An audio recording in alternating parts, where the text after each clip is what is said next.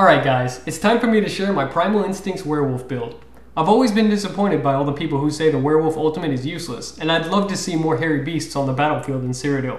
So today, you're going to benefit from my many months of testing Werewolf combat. In general, Werewolf has high single target damage output and mediocre survivability. The high single target damage makes Werewolf very useful for boss fights in PvE and burst DPS in PvP. But unless you build properly, mediocre survivability will make Werewolf difficult to use in PvP. The most successful PvP builds will balance DPS with survivability. That's what this build is so good at. The Primal Instincts Werewolf build will focus on survival and take advantage of Werewolf's high base DPS and mobility to give you a much more enjoyable and successful PvP experience in Werewolf form. While this build is centered around combat within Werewolf form, it is also very successful in human form, and best of all, it will work well with all classes. Each class has at least one passive that will benefit you while you're in Werewolf form. Templars have Balanced Warrior, which increases your weapon damage by 6% and your spell resist by 2000, and they also have Restoring Spirit, which reduces magicka, stamina, and ultimate ability cost by 4%. Dragonknights benefit from Iron Skin, allowing them to block an additional 10% damage, Scaled Armor, increasing their spell resist by 2500, and Battle Roar. When activating an ultimate, you get a huge heal to all your resources. And since Werewolf is the most expensive ultimate in the game, you get a big fat heal from Werewolf transformations on a Dragonknight. Sorcerers actually have the longest list of useful passives in Werewolf form. They've got Unholy Knowledge, which reduces magic and stam cost for all abilities by 5%. They've also got Power Stone, which reduces the cost of ultimates by 15%. And Capacitor, which increases magic recovery by 10%. Keep in mind, while most Werewolf abilities scale off of stamina and cost stamina, the heal does not. The heal costs magicka and scales off magicka. While Nightblades only really have one class passive that helps them in Werewolf form, it's huge. Refreshing Shadows increases your stam recovery by 30%. That's a huge difference, and for that reason, I recommend Nightblades for Werewolf-focused builds. As far as race is concerned, any race that gives you stamina-based passives is best. So Dark Elves, Wood Elves, Orcs, Red Guards, or Imperials are very well suited for Werewolf. I like to stay with an Imperial. So now for the most important part of this build, the gear. So I use 5 pieces of heavy armor and 2 pieces of light. Keep in mind, the point of this build is to keep yourself alive in Werewolf form, and I like using heavy armor for that so I don't have to rely on dodge rolls. I use the Malabeth Scourge set on my helmet and my shoulders. This set is excellent. It deals damage to your opponent and also heals you. Then I use the White Strix set. I use 5 pieces of this set to get a huge damage shield whenever my health drops below 30%. So I use that on my chest, legs, boots, sword and shield. And then I use 5 pieces of the Warlock set. So 3 pieces of jewelry and then belt and gloves. Belt and gloves because these items have to be light armor, and belt and gloves have the least impact on your overall defense. And this set is going to give you a lot of magic sustain, which will let you keep using your heals in Werewolf form. Again, focused on survival. For your enchants, put stamina on all of these items. And then for your jewelry enchants, put stamina cost reduction. I use the Master's Greatsword, which has a unique enchantment. And then for my sword, I like to use the deal magic damage and restore stamina. And then shield, stamina. For your attribute points, you'll want to find a good balance between health and stamina.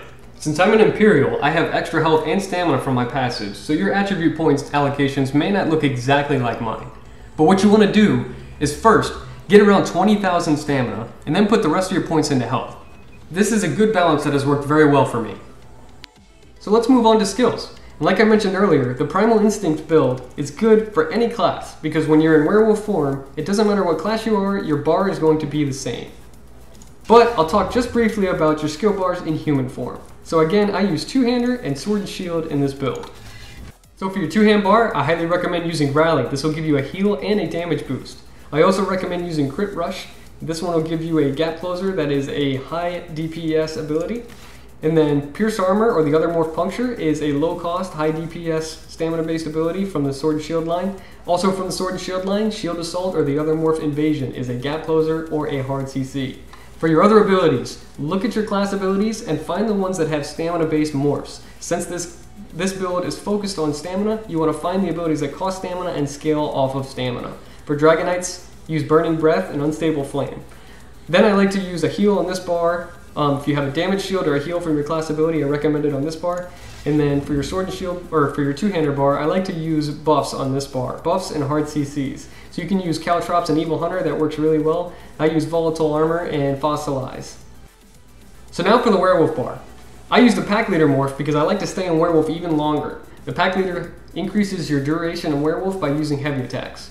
Again, along those same lines, I use Feral Pounce because this gives me an increased duration on my Werewolf transformation whenever I cast this ability. That gives me an additional 4 seconds.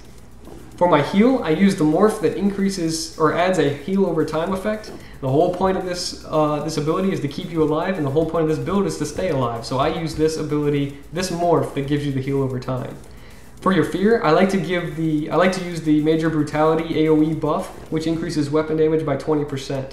And then I use Howl of Agony. You should absolutely use this morph because it increases your damage by 30%, which is huge on feared targets. So your combo is going to be Rousing Roar, Howl of Agony. And then I usually hit them with the Claws of Anguish afterwards to debuff their healing. For your Mundus Stone, I recommend using the Warrior to increase your weapon damage. I also recommend using drink buffs to increase your regens when you're in werewolf form. For potions, when you're in a bind, I would use tripods to increase your health, magic, and stamina. But whenever you're trying to burst someone down, I highly recommend these potions. They give you extra movement speed. Stacking on top of your werewolf speed will make you move ridiculously fast. You also get Major Brutality, which will make you hit super hard, and they restore your stamina. So werewolf focused champion points. I like to reduce the cost of my stamina abilities by around 8%, then around 10% on stam recovery, and the rest should go into tumbling to reduce the cost of break free and dodge roll. I like to increase my werewolf heal by putting some points into blessed. Then I also like to get this 30-point passive while blocking, grants me a chance to return some damage to the attacker. Whatever weapons you use in human form, just get those points into that tree.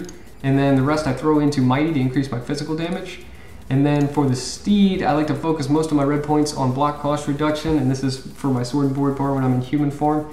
It also helps whenever you're in werewolf too. So spell resist just helps in general, and then you can also, I recommend putting at least some points into hardy. I only have 10 here. You can take some away from block cost reduction and put them into hardy because this is very useful for werewolves, reducing that poison damage.